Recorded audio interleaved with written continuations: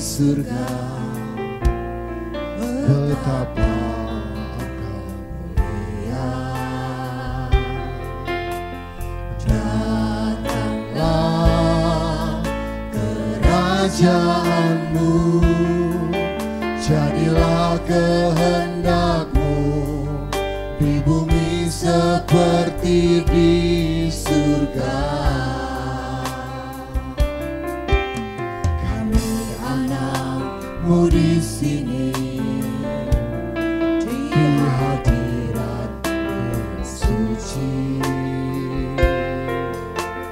Diri-Mu kami hormati di dalam ketulusan dengan segenap hati. Mari kenaikan pujian dari awal bersama-sama. Bapa kami yang di surga, betapa Engkau mulia. Datanglah kerajaanmu, jadilah kehendak-Mu di bumi seperti di surga.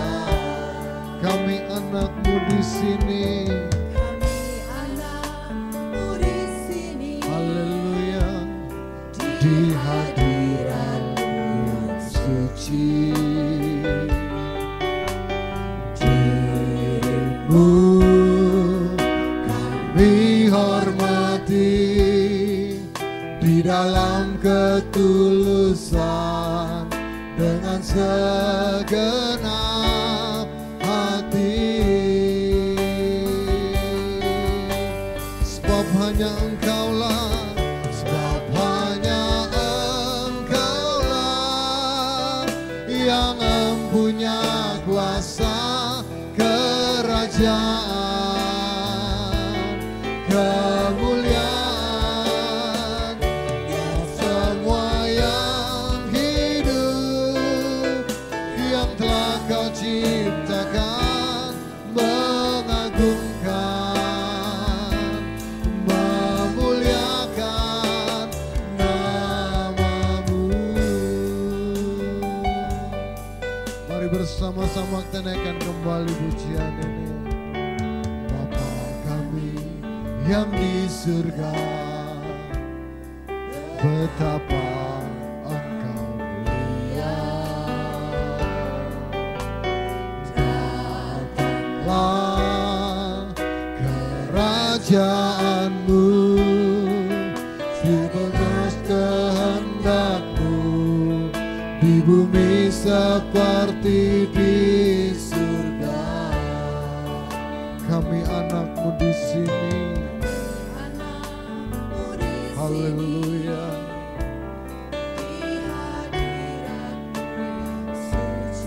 Engkau yang kami hormati.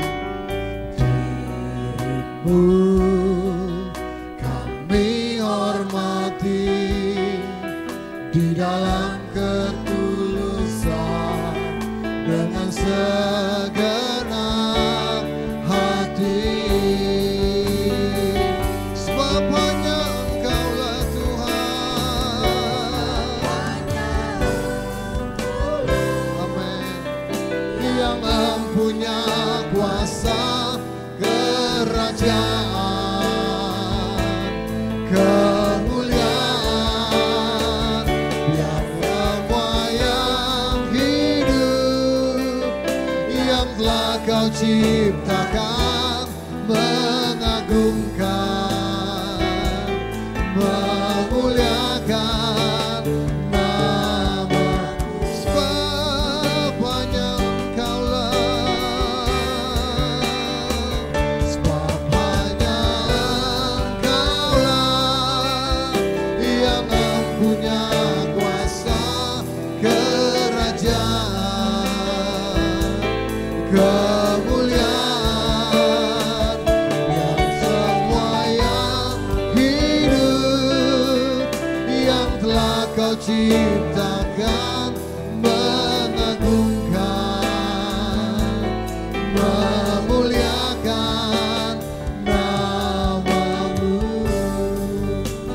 Mari jemaat Tuhan saja naikkan pujian ini. Bapa kami yang di surga, Bapa kami, biar Engkau dipermuliakan. Haleluya. Datanglah Raja. Amin.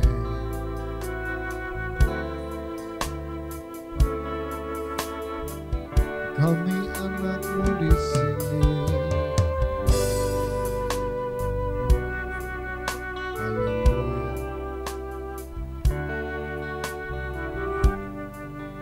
Amin.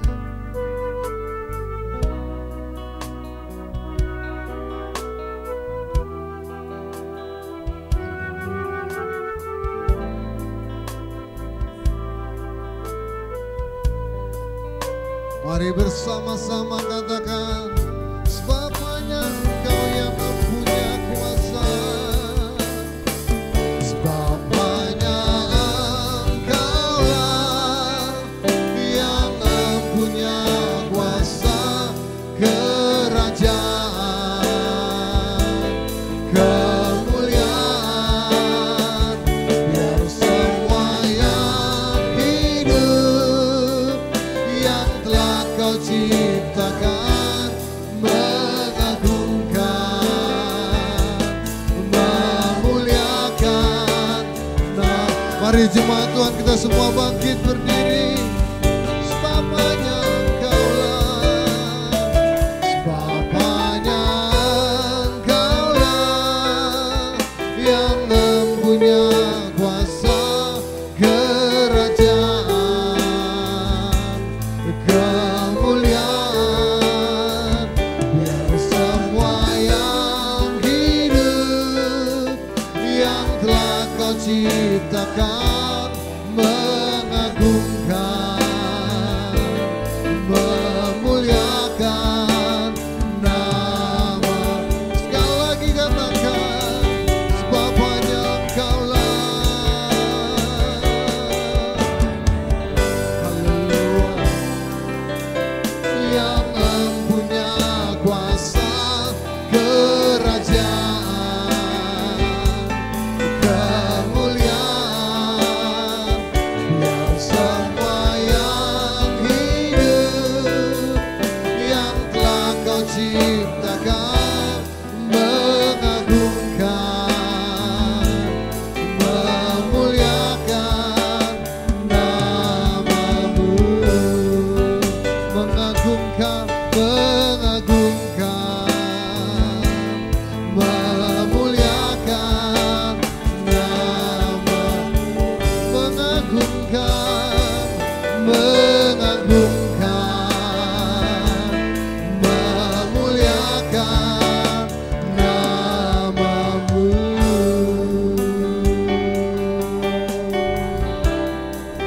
Terima kasih Tuhan. Terima kasih Bapa. Bapa kami yang di surga, dipermuliakanlah nama-Mu.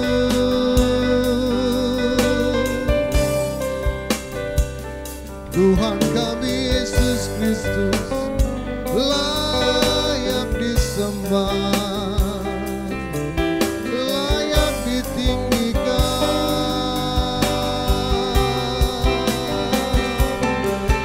Terima kasih, terima kasih. Semua yang bernafas memuji menyembah-Mu.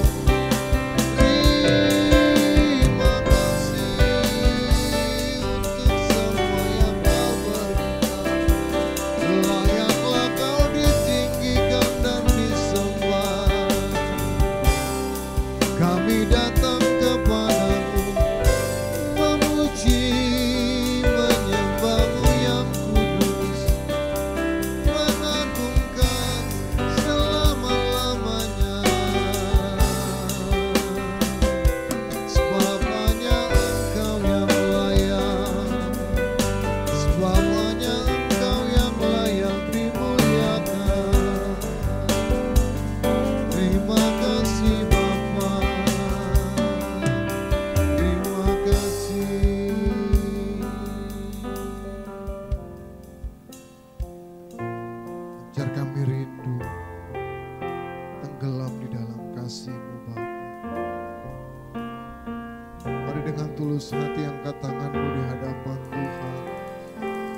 Bersama-sama katakan, bertemu muka dengan muka, tenggelam di dalam kasih-Mu Bapa. Oh Tuhan, ku rindukan selalu diam dalam bait-Mu, bertemu muka dengan muka, tenggelam di dalam kasih-Mu Bapa. Oh Tuhan, ku rindukan selalu diam dalam bait-Mu, bertemu muka, bertemu muka dengan muka, tenggelam di dalam kasih-Mu Bapa. Oh Tuhan, ku rindukan selalu diam dalam bait, diam dalam bait-Mu, diam dalam bait, diam dalam bait-Mu, diam dalam bait-Mu.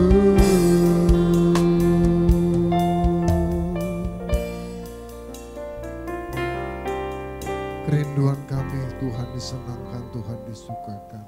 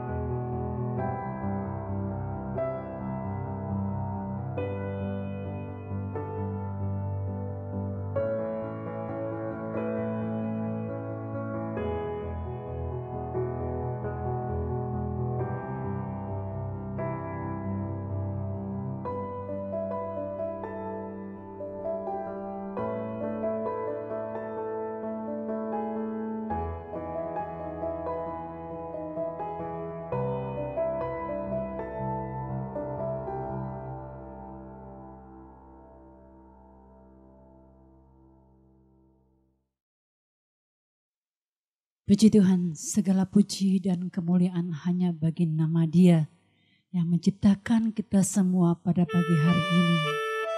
Engkaulah perlindungan kami Tuhan, tempat perteduhan yang teguh.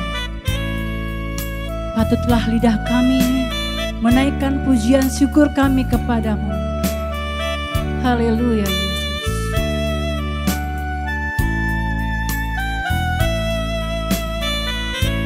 Mari bersama-sama naikkan pujian ini.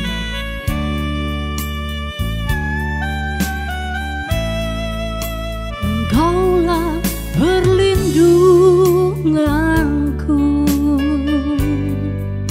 tempat berteduhan dari serangan musuh di dalam bahaya. Kau batu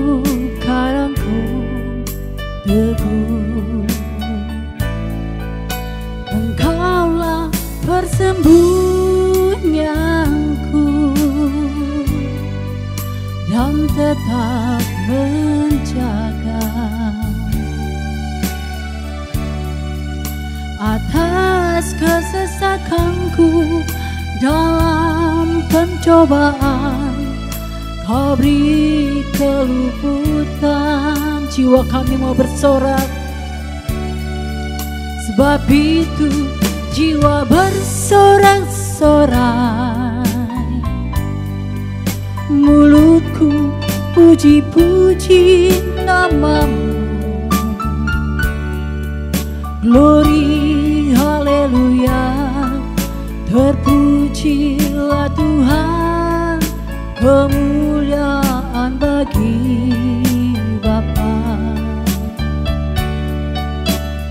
Hosana bagi-Mu Yesusku, kudus-kuduslah nama-Mu. Kasih setia-Mu Tuhan, kasih setia-Mu tulus, kasih setia-Mu bagi kami tak berkesudahan. Engkaulah perlindungan kami yang teguh, Tuhan.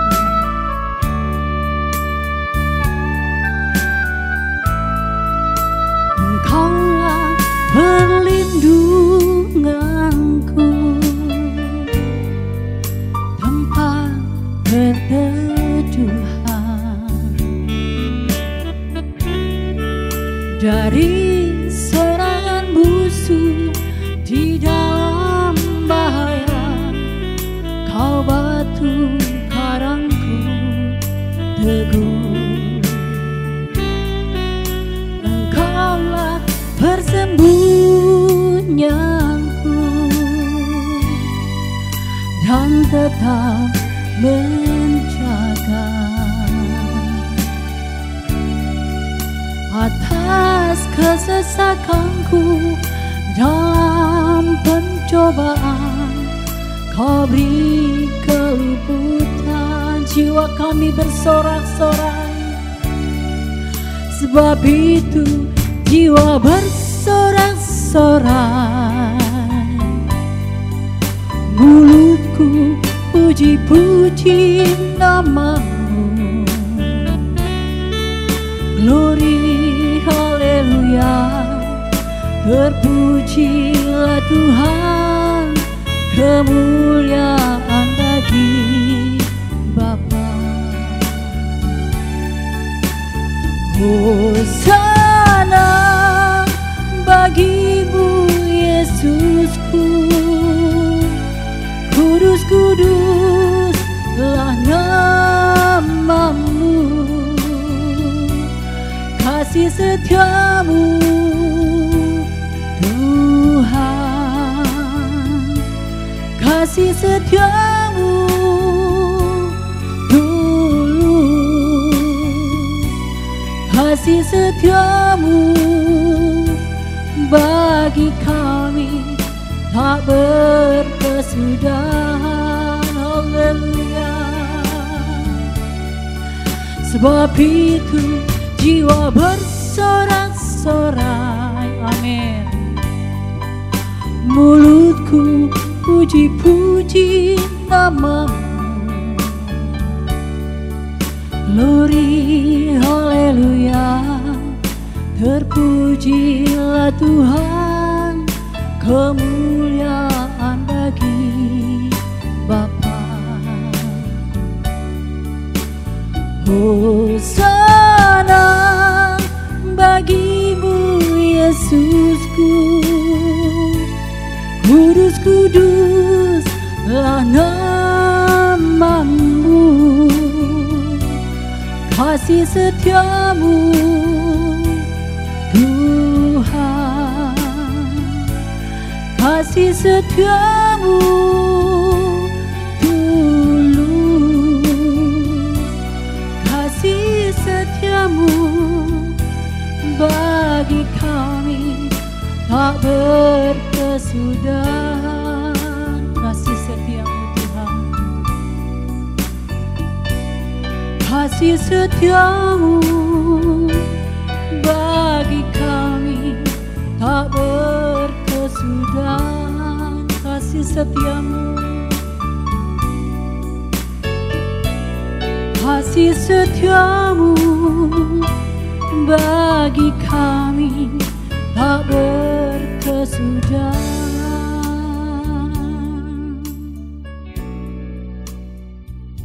Terima kasih Tuhan buat kasih setiamu dalam hidup kami yang tidak pernah berkesudahan ya Bapa.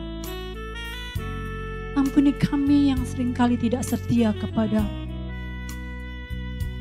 Terima kasih buat perlindungan-Mu atas hidup kami. Buat kelegaan yang Kau berikan di saat kami dalam kesesakan Tuhan. Terima kasih Bapa, terima kasih Tuhan Yesus.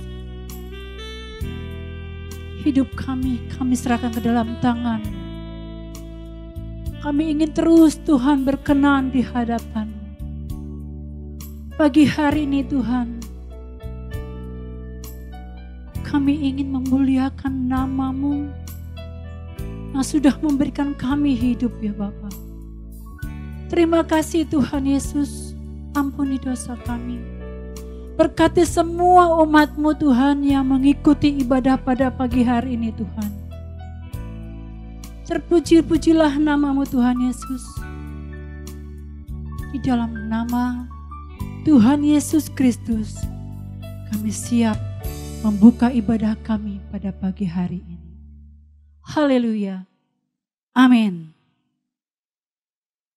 Segala kemuliaan hanya bagi nama Tuhan. Shalom Bapak Ibu. Senang sekali dan sukacita kembali kita boleh bertemu walaupun di tempat yang berbeda. Tapi Allah selalu beserta dengan kita.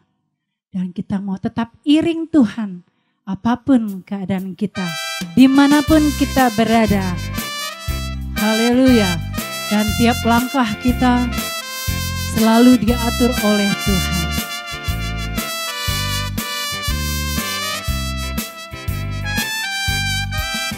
Haleluya Yesus, Engkau beserta dengan kami.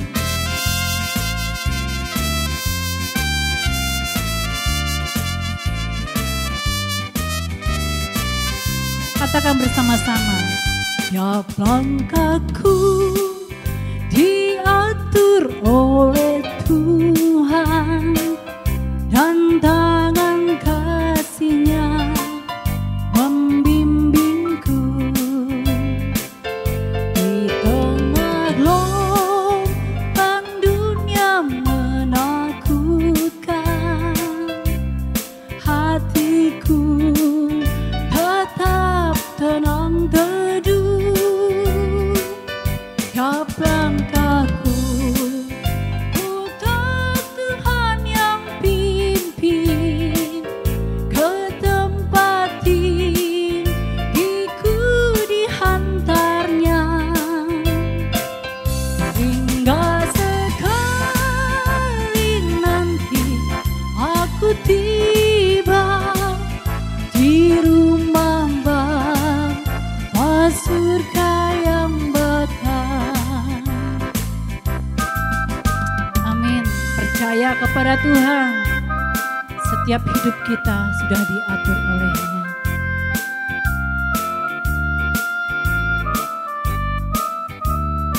Mari bersama katakan kembali.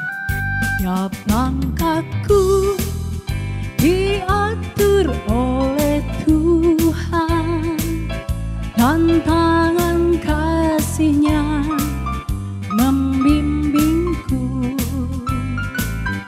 di tengah gelombang dunia menakutkan. Oh hatiku tetap tenang teduh. Tiap langkahku putar Tuhan yang pimpin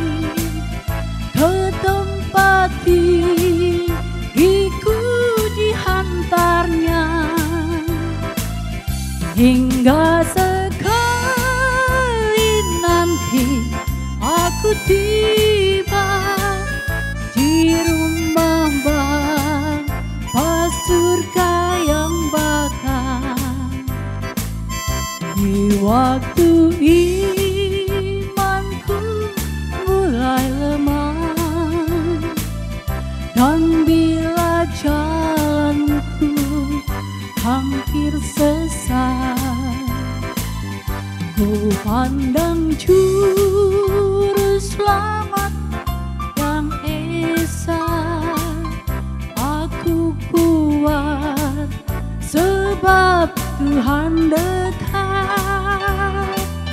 Tiap langkahku ku tahu Tuhan yang pimpin ke tempat diriku dihantarnya. Hingga sekali nanti aku tiba di rumah Bapa surga yang bakal. Di rumah Bapa surga yang bakal. Di rumah Bapa surga yang bakal. Haleluya. Sukacita bersama-sama dengan Tuhan. Oleh sebab itu kita harus terus ingat nama Tuhan Yesus yang memberi kita kemenangan, yang menghibur kita dalam susah dan sedih. Ingat nama Tuhan Yesus. Mari bersukacita Bapak Ibu semuanya, bertepuk tangan buat kemuliaan nama Tuhan.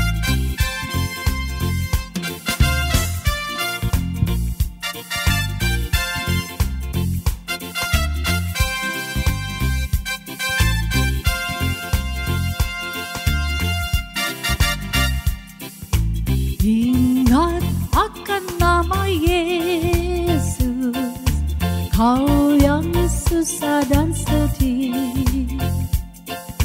Nama itu menghiburmu, mana saja kau pergi. Ingatlah namanya, pengharapan dunia.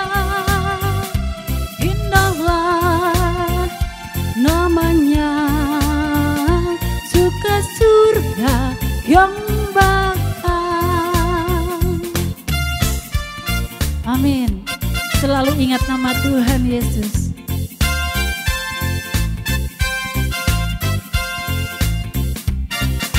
Bawa nama Tuhan Yesus, itulah perisaimu.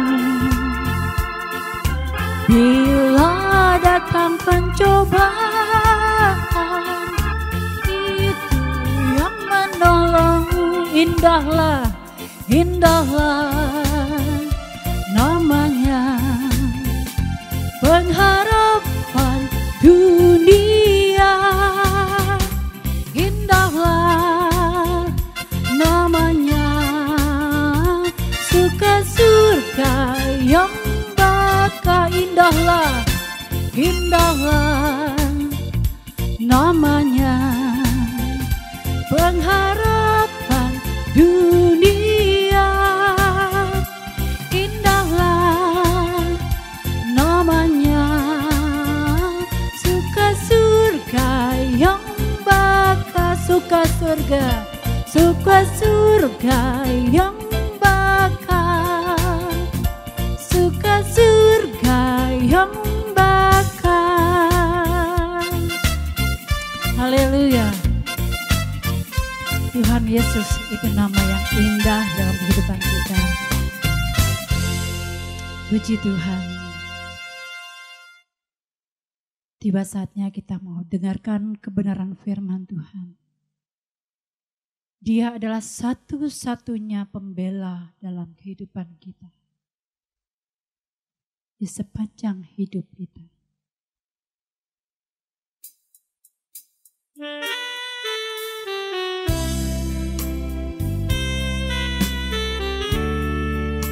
Mari siapkan hati kita Bapak Ibu semua.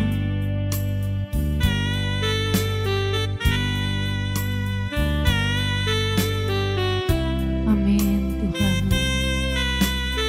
Glory.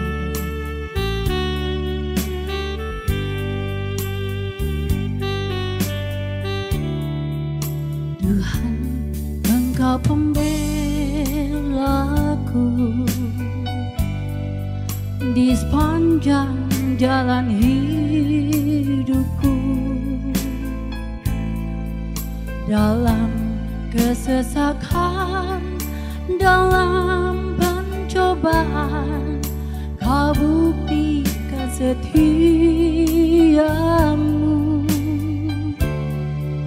Kala jiwaku terluka, aku lemah tak berdaya.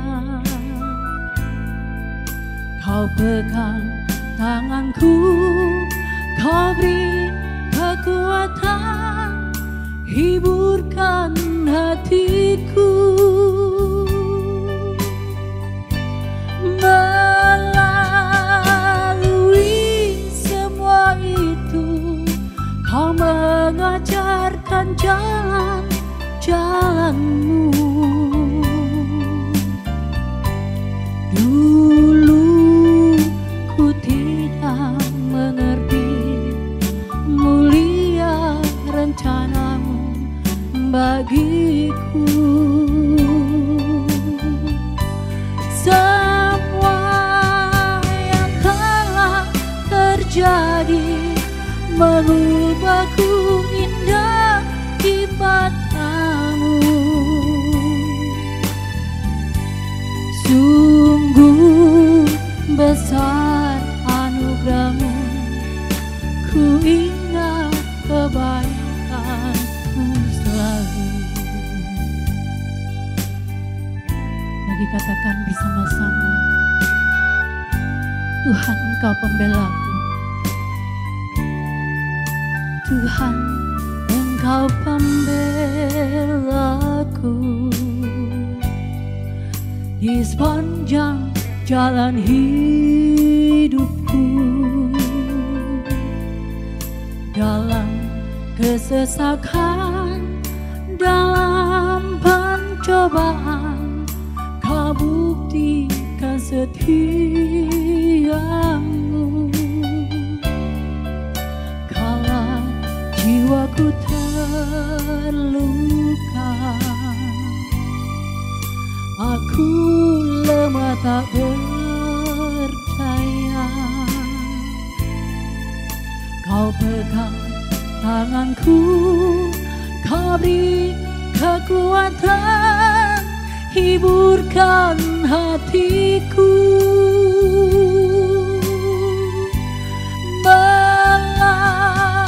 Melalui semua itu, Kau mengajarkan jalan-jalanmu. Dulu ku tidak mengerti mulia rencanamu bagiku. Semua yang telah terjadi mengubahku indah di matamu. Amin Tuhan. Sungguh besar anugerahmu, ku ingat kebaikanmu selalu. Melalui semuanya, melalui semua itu, Kau mengajarkan jalan-jalanmu. Dulu ku tidak mengerti mulia rencanamu bagiku. Semua yang telah terjadi mengubahku indah di matamu.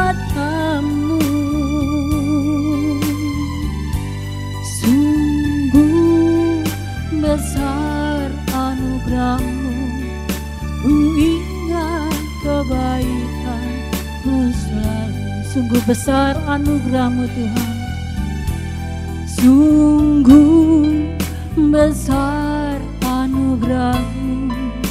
Ku ingat kebaikan-Mu selalu. Sungguh besar anugerah-Mu. Sungguh besar anugerah-Mu. Ku ingat kebaikan-Mu selalu.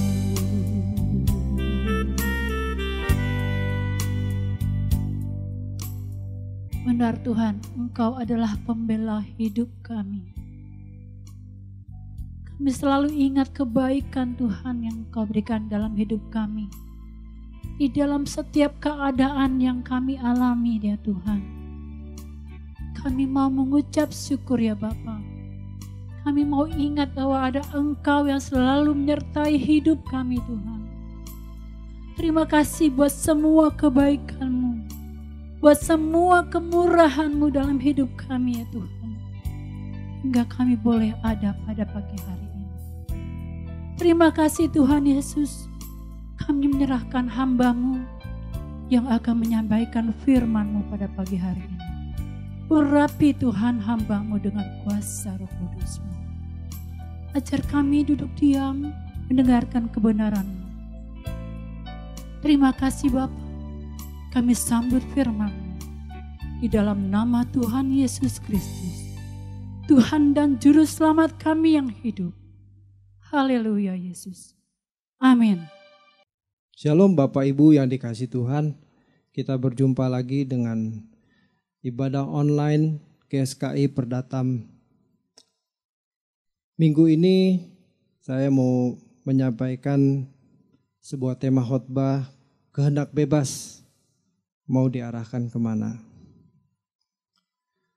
Salah satu kesalahan banyak orang Kristen yang tidak disadari selama bertahun-tahun adalah menganggap bahwa gereja adalah satu-satunya tempat untuk bertemu Tuhan. Padahal Tuhan itu ada di mana-mana. Ia maha hadir dan bisa ditemui di mana saja. Bahkan sebenarnya kalau kita mau bertemu Tuhan secara pribadi itu di rumah, bukan di gereja.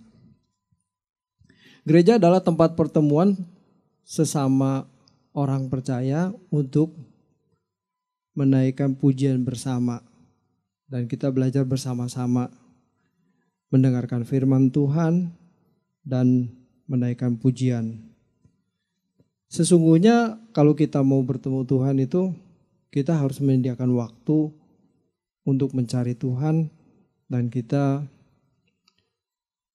memberi diri, membuka diri untuk menghadap Tuhan. Sediakan waktu setiap pagi.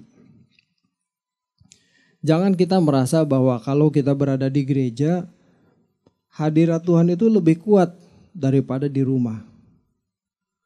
Seharusnya kita bisa menghayati bahwa Tuhan itu kita bisa temui di mana saja. Baik di rumah, di tempat pekerjaan, di jalan. Makanya hidup kita ini harus bersih, sebersih-bersihnya. Kalau tidak, mustahil kita bisa merasakan hadirat Tuhan. Setiap hari harus berjalan bersama dengan Tuhan. Dan kita merasakan pimpinan dan penyertaan Tuhan. Sehingga pada waktu kita berada di gereja, pujian kita tuh naik ke hadirat Bapa. Kalau enggak itu akan menjadi sebuah kemunafikan. Kita memuji Tuhan, Tuhan kaulah segalanya, padahal bukan Tuhan segalanya bagi kita. Nah sekarang pada musim pandemi corona ini yang gak jelas kapan akan berakhir, kita sekarang dituntut, dipaksa untuk beribadah di rumah. Saya terima WA dari jemaat yang menyatakan kurang lebih isinya begini, Pak, kapan gereja dibuka? Kita ini gak dapat makanan firman Tuhan, kita gak bertumbuh. Wah, saya kaget terus terang. Loh selama ini apakah Bapak ini gak pernah ngikutin ibadah online? Atau bagaimana? Atau saya berpikir ini pasti dia merasa bahwa kalau mau ketemu Tuhan itu cuma di gereja. Padahal kita bisa ketemu Tuhan di mana saja. Ibadah online seperti sekarang yang kita lakukan ini seharusnya bisa membuat kita ini bisa lebih dekat dengan Tuhan. Bisa menstimulasi supaya kita lebih sungguh-sungguh mencari Tuhan. Bayangkan, kalau kita berada di gereja secara fisik tatap muka, suasananya memang mendukung. Ada musik, ada puji-pujian. Tapi kalau kita di rumah, mungkin kita ibadah cuma nonton lewat HP saja. Atau mungkin hanya TV saja. Itu gangguannya banyak. Bisa aja karena ibadahnya masih pagi jam 7 begini, aduh ngantuk, udah nanti aja lah siang. Nonton rekamannya, siaran ulangnya karena di YouTube kan. Bisa juga. Nah itu tapi kalau buat orang yang tidak memiliki hasrat untuk mencari Tuhan, ya udah nanti juga bisa lah, minggu depan juga ada lagi. Tapi buat orang yang sungguh-sungguh mencari Tuhan ini kesempatan. Pagi-pagi jam 7 udah standby di depan TV atau di depan HP-nya. Udah siap memuji Tuhan. Bahkan sepanjang hari itu kalau kita hitung-hitung bisa 7-8 kali ikut ibadah. Pagi di GSKI Pedatam, habis GSKI Pedatam nyambung GSKI Gajah Mada jam 8 pagi. Kemudian di GSKI Kebon Jeruk nyambung nanti di Pluit. MAG jam 11. Bisa terus-terusan, bisa 7-8 kali. Sampai sore nanti. Sebetulnya ini kesempatan bagi kita untuk semakin belajar firman Tuhan. Nah, membahas tentang soal kehendak bebas yang Tuhan berikan kepada kita, kita harus memiliki pemahaman yang benar tentang kehendak bebas. Kehendak bebas, Allah meletakkannya dengan meletakkan sebuah kisah di Kejadian pasal 1 ayat 26 dan 27. Kita belajar kehendak bebas dari Alkitab supaya kita memiliki pemahaman yang benar.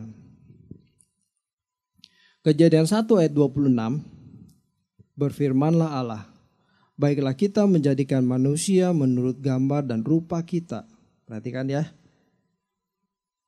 Menjadikan manusia menurut gambar dan rupa kita ya. Gambar dan rupa. Supaya mereka berkuasa atas ikan-ikan di laut dan burung-burung di udara dan atas segala ternak dan atas seluruh bumi dan atas segala binatang melata yang merayap di bumi. Ayat 27. Maka Allah menciptakan manusia itu menurut gambarnya, ya. Tidak disebutkan di situ gambar dan rupa.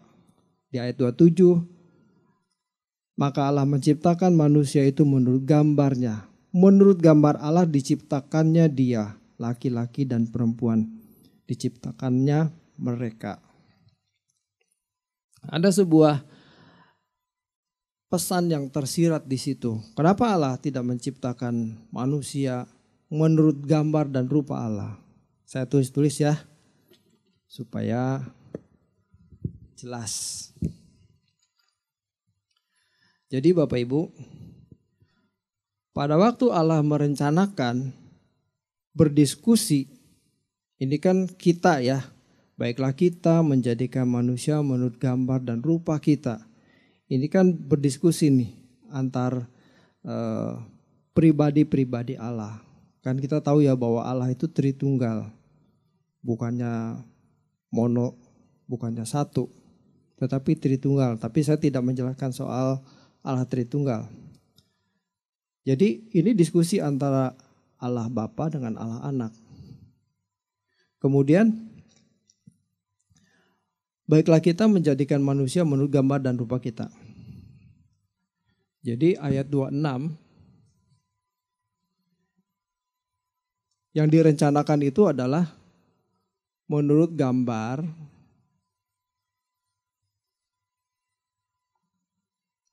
dan rupa. Oke. Menurut gambar dan rupa kita.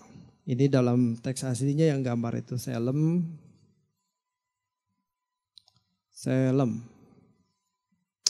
Salah tulis. Selem. Yang ininya rupanya itu demut. Oke, selem dan demut. Selem itu menunjuk komponen-komponen yang ada dalam diri Allah itu juga ada dalam diri manusia. Komponen itu adalah pikiran, perasaan, dan kehendak. Jadi yang di selem ini adalah pikiran,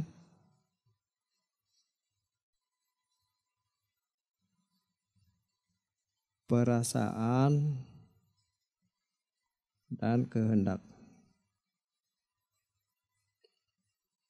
Oke, perhatikan ya. Demut itu berbicara soal kualitas, jadi rupa, gambar dan rupa. Ini berbicara komponen-komponennya, ini rupa, keserupaan. Jadi bicara soal kualitas. Kualitas dari komponen-komponen tersebut.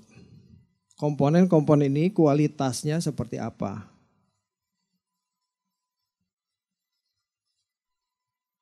Ya.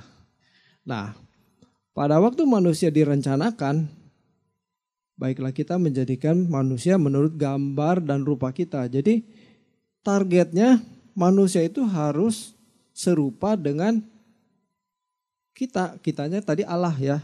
Jadi harus serupa dengan Allah. Ini ayat 26. Tapi di ayat 27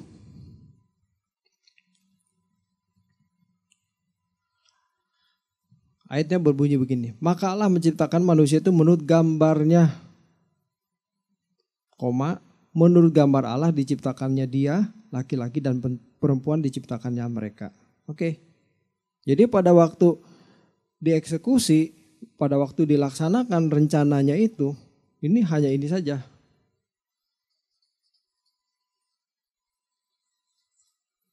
Menurut gambarnya saja, menurut selem saja. Rupanya tidak. Berarti kualitasnya ini belum menyerupai kualitasnya Allah. Oke, saya pelan-pelan ya. Nah, pikiran dan perasaan dan kehendaknya komponennya sama. Allah punya pikiran, perasaan, dan kehendak. Manusia juga punya pikiran, perasaan, dan kehendak. Sama. Tetapi kualitasnya belum seperti kualitas Allah. Manusia dituntut bertumbuh sampai mencapai kualitas Allah. Ya, nangkep ya. Jadi di ayat 27 itu mengisyaratkan bahwa ada tugas manusia, tugas dan tanggung jawab. Tanggung jawab. Tugas dan tanggung jawab manusia untuk mengembangkan diri sampai keserupaannya itu sama seperti Allah. Atau demutnya atau kualitas pikiran, perasaan, dan kehendaknya itu sekualitas dengan kualitasnya Allah. Ini tugas luar yang luar biasa.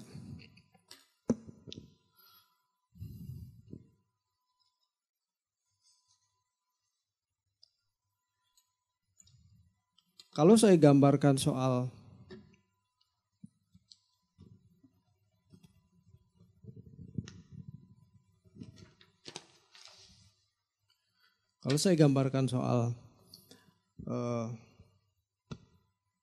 pikiran dan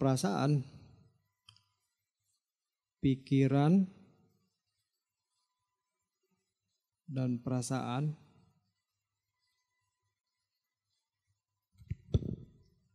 melalui pikiran dan perasaan itu akan menghasilkan pertimbangan.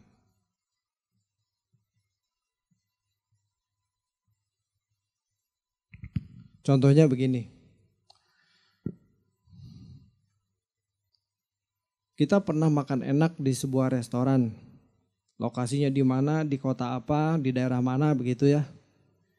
wah ini nih enak nih. Itu masuk dalam memori kita. Masuk dalam pikiran kita. Itu menimbulkan sebuah kenangan atau memori ya.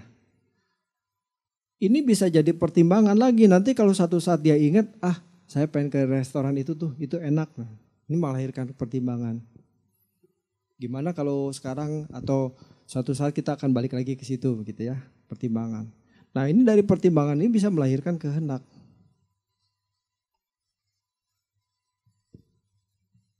Pengen lagi dia makan itu, ngerasain enaknya makanan itu atau hidangan di restoran itu. Kurang lebih begitu contohnya ya.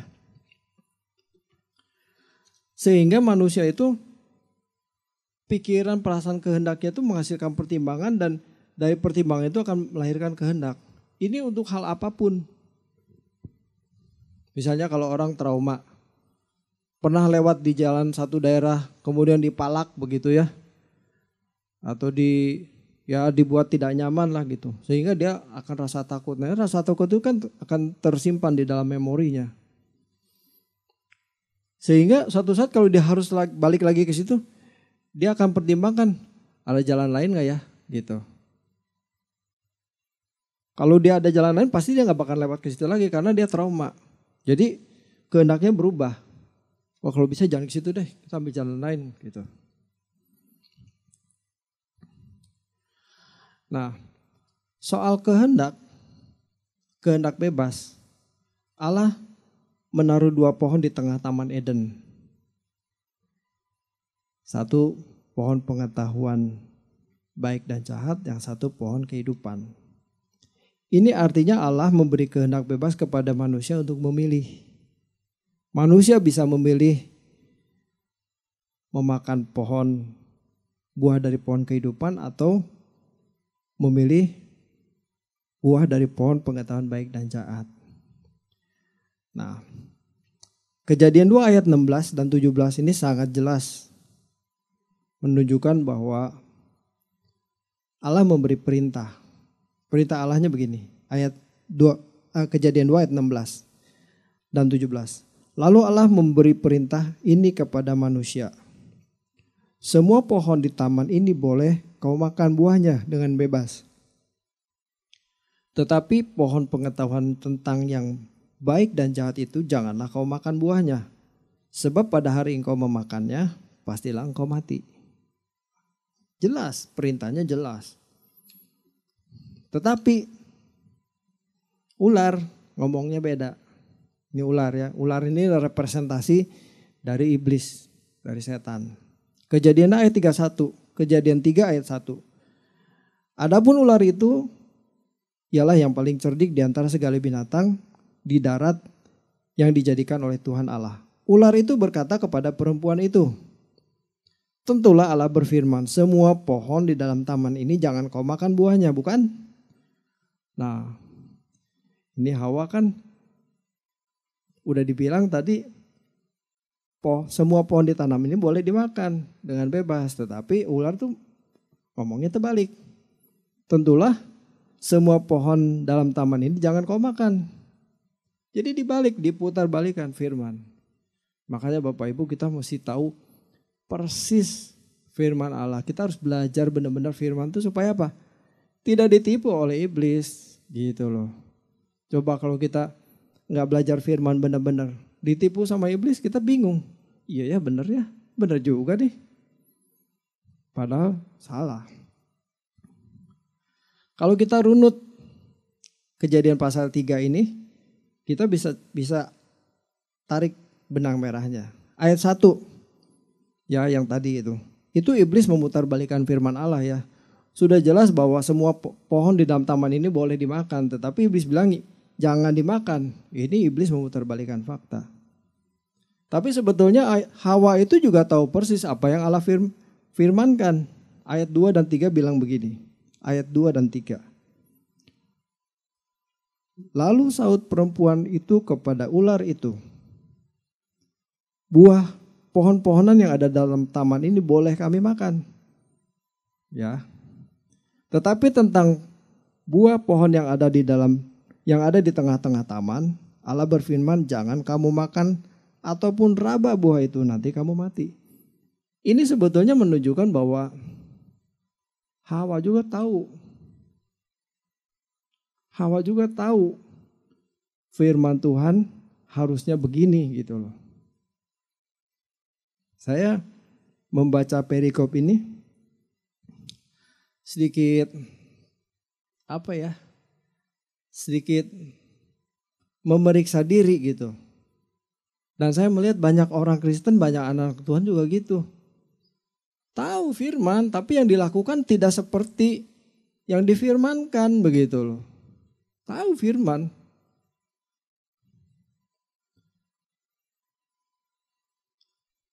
Ironis sekali Bapak Ibu.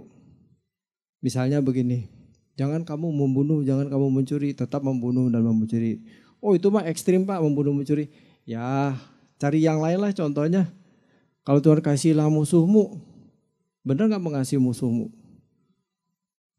Susah kan? Yang dilakukan itu tidak seperti yang difirmankan begitu. Saya mengumpamakan kondisi ini tuh seperti seorang dokter yang perokok gitu.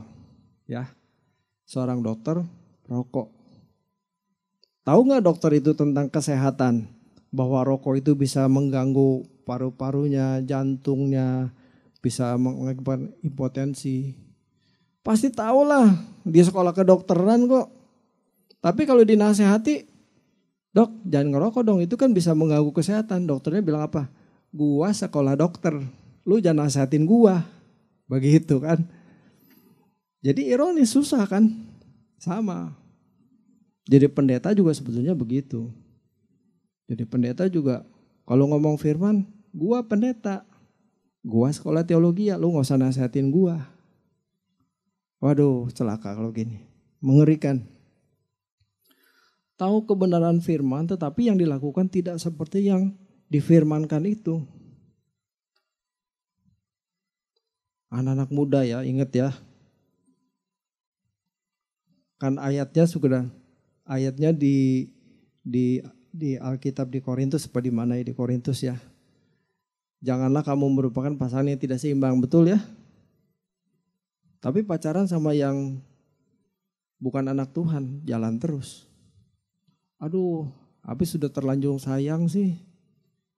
Aduh, habis sih itu ganteng, anak orang kaya, kapan lagi memperbaiki keturunan atau mengubah nasib, dapetin pasangan orang kaya.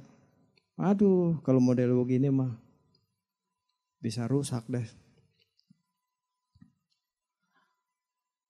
Atau bagi pebisnis ya, pebisnis itu kan kebanyakan mainnya kotor. Mau dapat proyek mesti nyogok. Kalau nggak nyogok nggak dapat proyek. Nyogoknya nggak kira-kira lagi. Bukan cuma uang, sediain perempuan-perempuan lagi. Waduh, kemarin waktu PA saya ditanya bagaimana bisa berbisnis dengan bersih? Saya bilang berbisnis itu bisa bersih. Tetapi kita harus rela melakukan bisnis itu menurut cara dan etikanya Tuhan. Kita harus rela kehilangan proyek-proyek besar. Kita harus rela kehilangan untung yang besar. Kalau nggak begitu kita serakah pengen untung besar, ya harus main kotor. Dunia ini udah rusak, nggak bisa main bersih. Tapi bukan berarti tidak bisa dapat proyek, bisa, tetap bisa. Nah, ini kita harus menyangkal diri supaya firman Tuhan yang kita dengar itu bisa dilakukan dengan sesuai dengan apa yang Tuhan mau. Oke, saya lanjutkan ya. Ayat 4 dan 5. Tetapi ular itu berkata kepada perempuan itu, sekali-sekali kamu tidak akan mati. Tetapi Allah mengetahui bahwa pada waktu kamu memakannya, matamu akan terbuka dan kamu akan menjadi seperti Allah, tahu tentang yang baik dan jahat. Ayat 4 dan 5 ini kelihatan iblis menyerang pikiran Hawa. Jadi pikiran Hawa itu diputar balikan, dibikin bingung, diserang. Bukan begitu. Kalau kamu makan buah ini kamu akan jadi seperti Allah. Waduh, benar-benar ditipu. Ayat 6. Perempuan itu melihat bahwa buah pohon itu baik untuk dimakan dan sedap kelihatannya. Tuh kan.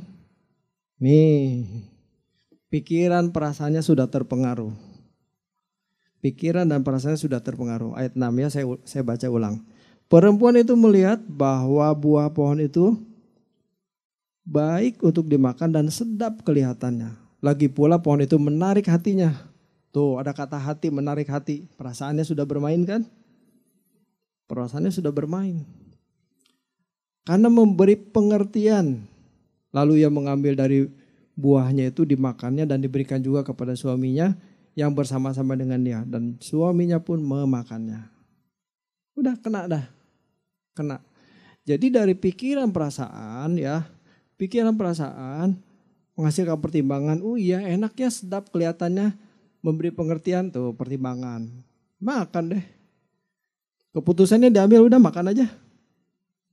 Jadi dia memilih untuk tidak taat kepada Tuhan, kepada perintah Allah, tetapi memilih taat kepada iblis. Itu drama kejatuhan Adam dan Hawa.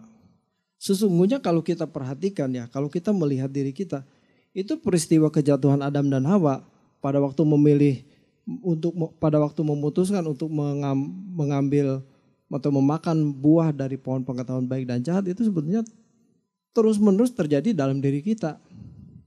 Kita memilih taat atau tidak taat. Jadi manusia itu dihadapkan kepada dua pilihan.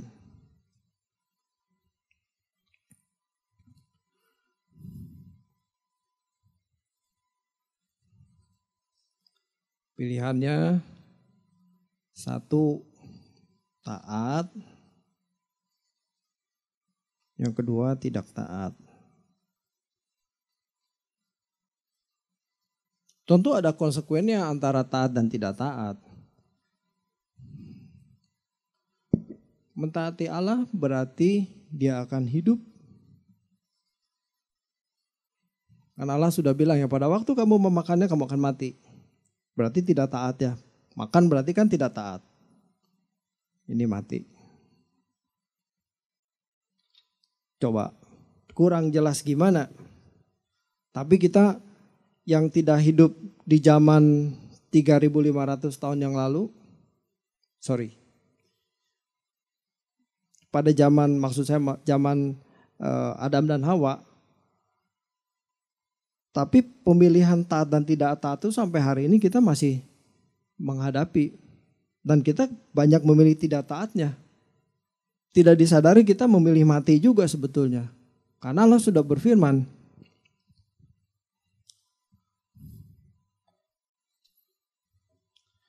Allah memberi nasihat dan teguran, tetapi keputusan akhir ada di tangan manusia.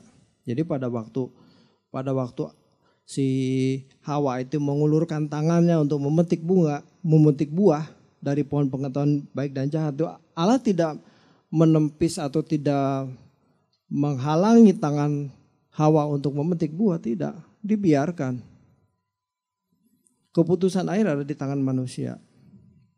Allah tidak bisa memaksa manusia untuk menjadi baik, dan iblis pun tidak bisa memaksa manusia untuk menjadi jahat. Baik Allah maupun iblis hanya bisa menasihati, mempengaruhi atau membujuk. Sedangkan keputusan akhir ada di tangan manusia. Sekarang kita perhatikan apa yang terjadi pada kita. Ketika kita berbuat dosa, apakah Allah mencegah agar kita tidak berbuat dosa? Tentu tidak.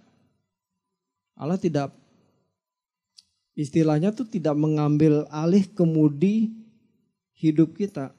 Tidak pernah. Seperti kalau ada seorang Ada lomba rally itu kan, kalau pereli itu kan ada yang jadi perelinya di sampingnya kan ada navigatornya tuh. Ada navigatornya yang memberitahu, oh di depan ada belokan tajam sekian derajatnya, ada turunannya. Si perelinya ini, pengemudinya ini harus tahu. Kalau navigatornya bilang ini di depan ada tikungan tajam, kurangi kecepatan, begitu ya, kurang lebih. Saya nggak pernah ikut rally sih, cuman ngebayang pasti instruksinya begitu. Jadi informasi apa yang akan terjadi di depan dikasih tahu.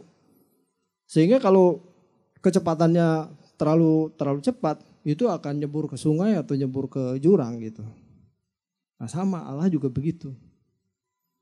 Allah memberitahu kita supaya kita hati-hati menjalani hidup kita.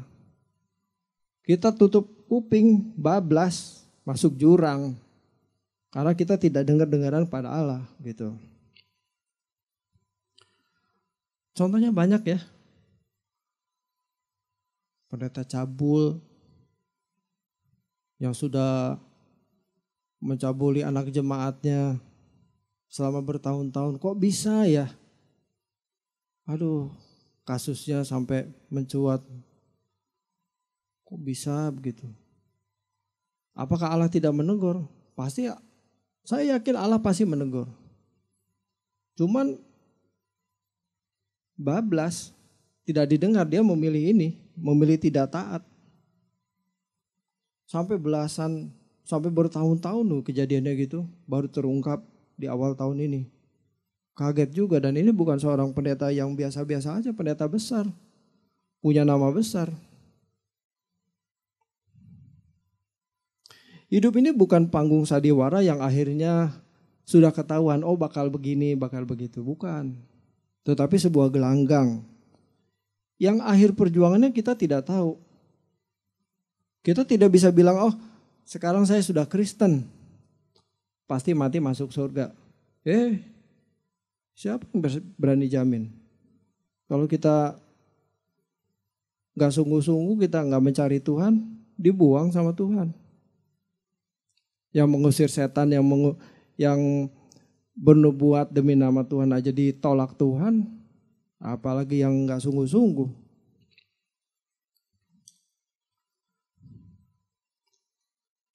Jadi kita harus mengarahkan kehendak kita ini kepada arah yang benar. Manusia memiliki kebebasan yang tidak diintervensi oleh Allah atau tidak diambil alih kemudinya. Manusia diberi kedaulatan untuk menentukan nasibnya sendiri. Konsekuensi dari kebebasan ini adalah bahwa manusia dituntut tanggung jawab atas semua yang diperbuatnya. Betul ya? Kalau manusia itu tidak diberi kehendak bebas, pasti Allah tidak bisa menuntut tanggung jawab. Lawang semuanya diatur Tuhan, kok ngapain manusia bertanggung jawab? Mau melakukan A, B, C, D semuanya atas perintah Tuhan. Dan itu disetel semua sama Tuhan. Seperti sutradara atau seperti robot yang remote controlnya dipegang Tuhan. Suruh maju-maju, suruh mundur-mundur, suruh belok kiri. Tidak ada tanggung jawabnya. Tetapi manusia itu memiliki kehendak bebas. Jadi kehendak bebas itu jadi harus diarahkan. Kehendak bebas itu harus diarahkan.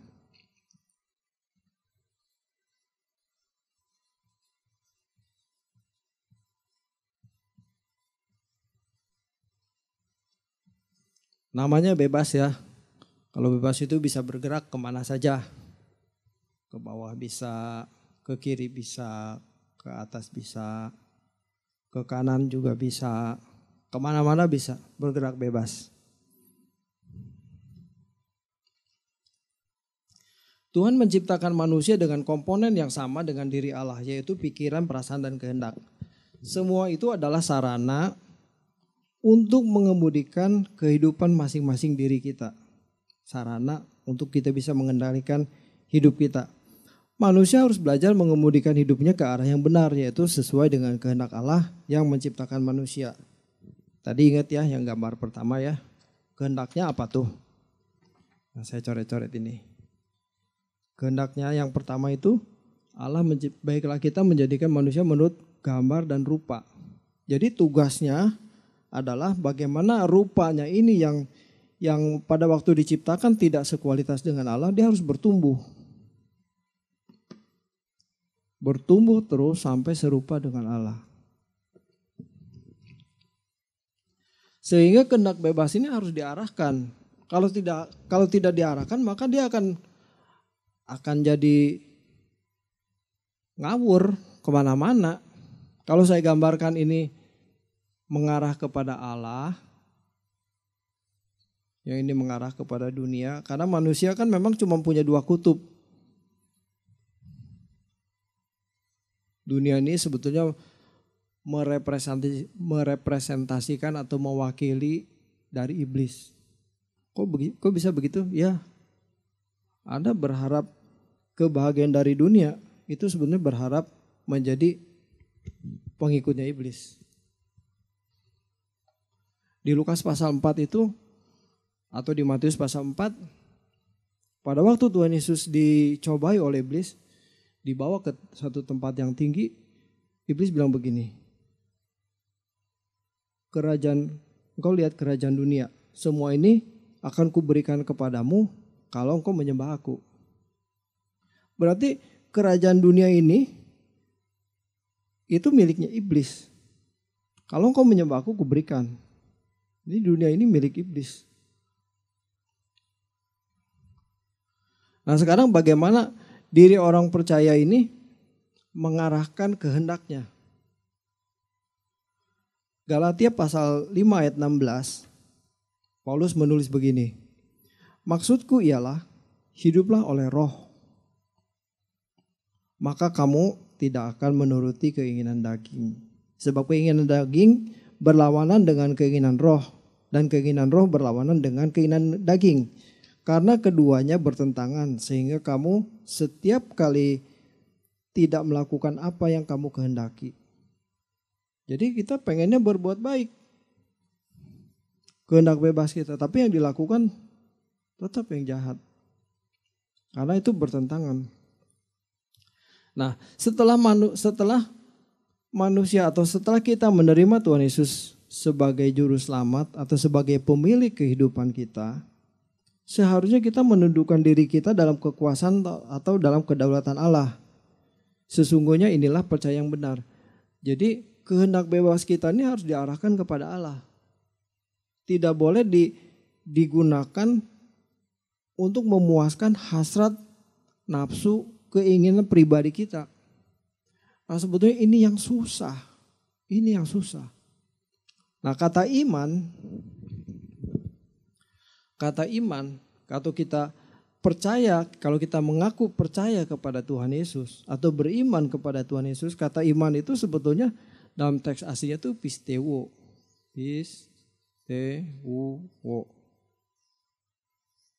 Pisteuo itu artinya menyerahkan diri kepada objek yang dipercayai. Jadi kalau kita mengaku beriman kepada Tuhan, itu berarti seluruh kehendak kita serahkan kepada Tuhan. Tidak boleh kita memiliki kehendak atau kehendak bebas kita tidak boleh kita gunakan untuk memuaskan hasrat pribadi kita. Sekali lagi ini yang susah. Jadi kekristenan itu bukan hal jalan yang mudah.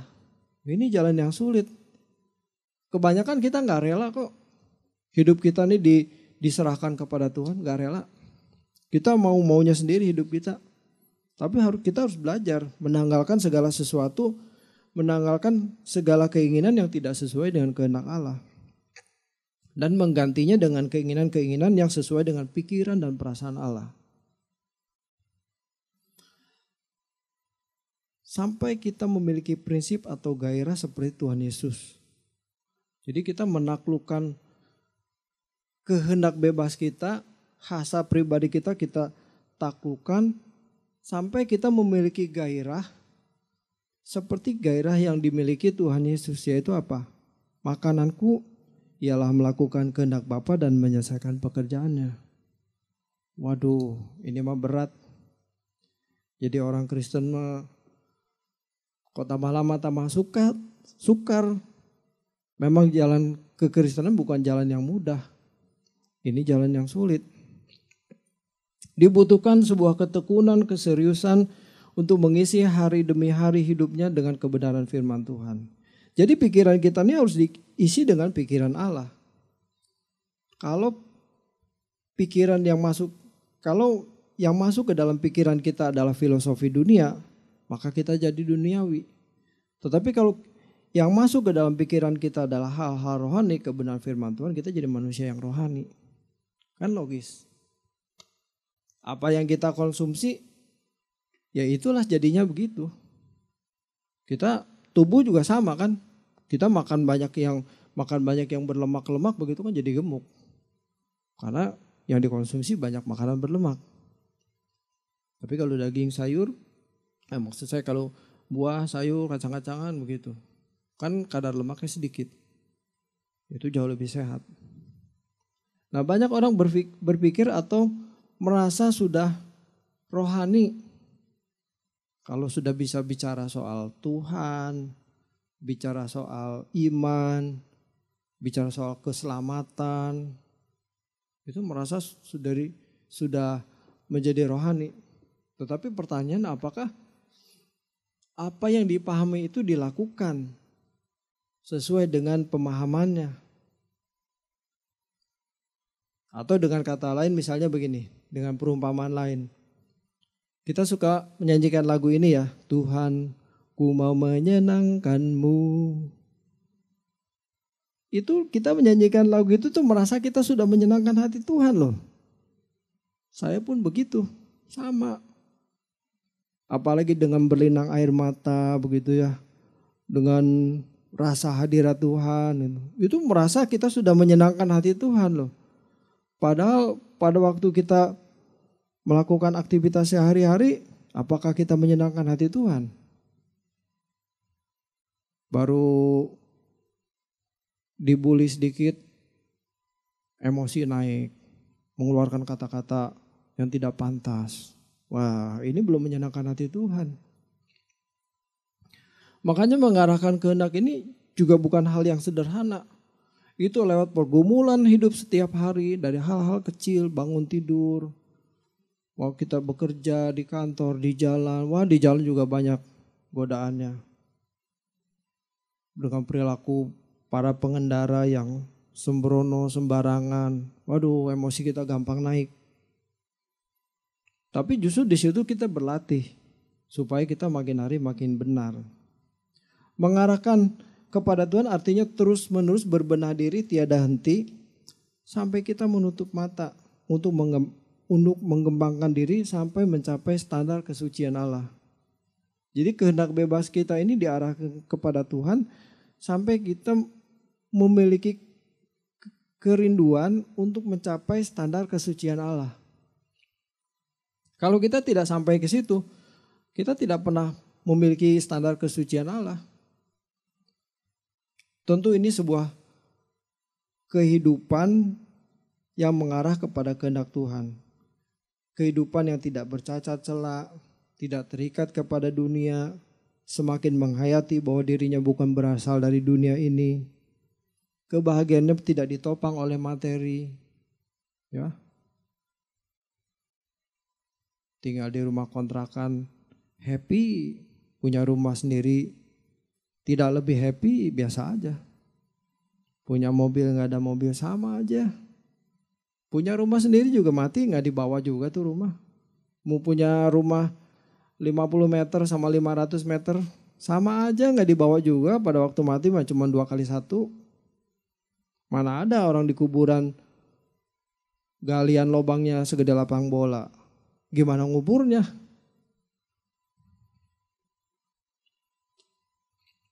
Jadi kita harus merasa sukacita kita, kebahagiaan kita tuh hanya karena kita dekat dengan Tuhan, kita memiliki hubungan yang harmonis dengan Tuhan, dan kita merasakan kehadiran Tuhan. Mari periksa diri kita, apakah selama ini kita menghabiskan waktu dan energi kita untuk memuaskan diri sendiri, mencari kebahagiaan dari dunia, kita tidak peduli Tuhan, tidak mengarahkan kehendak bebas kita untuk memuaskan hati Tuhan. Itu kita sudah melukai hati Tuhan. Dengan kita tidak mempedulikan Tuhan aja kita sudah melukai hati Tuhan. Itu berarti kita tuh sombong sekali, tidak merasa memerlukan Tuhan. Padahal siapa kita? Kena COVID aja, kena virus aja yang gak kelihatan sama mata. Bisa game, bisa langsung meninggal. Padahal kena virus yang tidak kelihatan. Makanya di musim pandemi corona ini seharusnya ini menstimulasi kita atau merangsang kita untuk kita lebih sungguh-sungguh dekat dengan Tuhan. Jangan sampai coronanya sudah berlalu, semua balik ke normal, kita gak berubah. Tetap aja gitu, kelakuannya masih kayak yang dulu. Aku masih seperti yang dulu. Waduh, sayang sekali. Ketika kita menutup mata kita akan menyesal. Mengapa kita tidak sungguh-sungguh hidup benar di matanya dan memuaskan hatinya. Ayo Bapak Ibu, Saudara, mumpung sekarang kita masih ada kesempatan. Mari kita berubah. Kalau selama ini kita salah, kita bertobat. Perbaiki diri, berbenah diri. Agar kita indah di mata Tuhan. Amin ya Bapak Ibu ya. Mengerti ya? Amin buat firman Tuhan. Selamat berjuang. Mari kita tundukkan kepala. Bapa di surga, kami bersyukur untuk pemberitaan firman, pemahaman yang Tuhan ajarkan bagi kami. Bagaimana kami mengarahkan kehendak bebas kami kepada Tuhan. Seringkali kami dipengaruhi oleh indahnya dunia, oleh gemerlapnya dunia ini Tuhan. Tetapi kami mau belajar terus mengembangkan, mengarahkan kehendak bebas kami kepada Tuhan. Biar fokus hidup kami hanya Tuhan saja. Hanya Engkau saja Tuhan. Karena Engkau yang bisa menemani kami di kekekalan. Semua yang ada pada kami, semua fasilitas, semua harta benda yang ada pada kami semua akan ditinggalkan Tuhan. Hanya Engkau saja Tuhan yang kami butuhkan. Terima kasih Bapa. Biar pemahaman baru ini boleh tertanam dalam hati kami dan kami lakukan dalam kehidupan kami sehari-hari. Roh Kudus menyertai kami, menolong kami, mengarahkan kami senantiasa kepada Tuhan saja. Dengan rela hati kami boleh menjadi pengikut-Mu dan terus belajar kebenaran-Mu Tuhan. Terima kasih. Terpujilah nama-Mu Tuhan. Mari Bapak Ibu yang dikasihi Tuhan, kita angkat kedua belah tangan kita. Kita akan mengakhiri ibadah kita pada pagi hari ini. Segala berkat dari Allah Bapa dan kasih dari Tuhan Yesus dan pertolongan Roh Kudus yang menyertai menolong kita boleh membimbing kita terus dari hari ke hari hingga kita sempurna di mata Tuhan. Di dalam nama Tuhan Yesus Kristus kami sudah berdoa. Haleluya. Amin.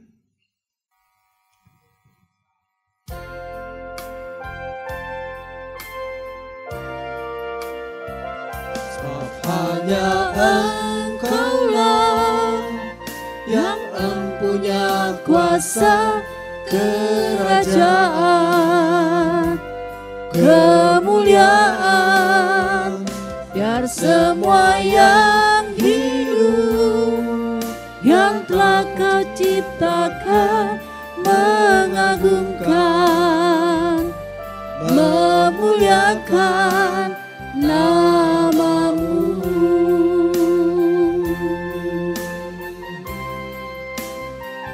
Sebab hanya Engkaulah yang empunya kuasa kerajaan,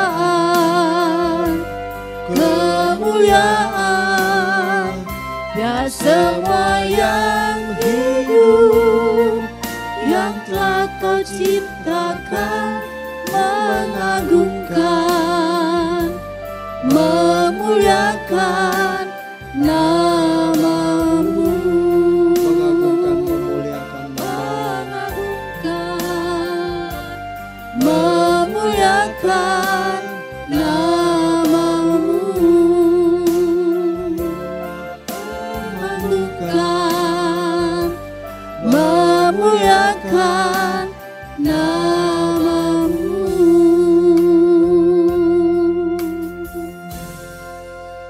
Ibadah kita selesai, Tuhan memberkati.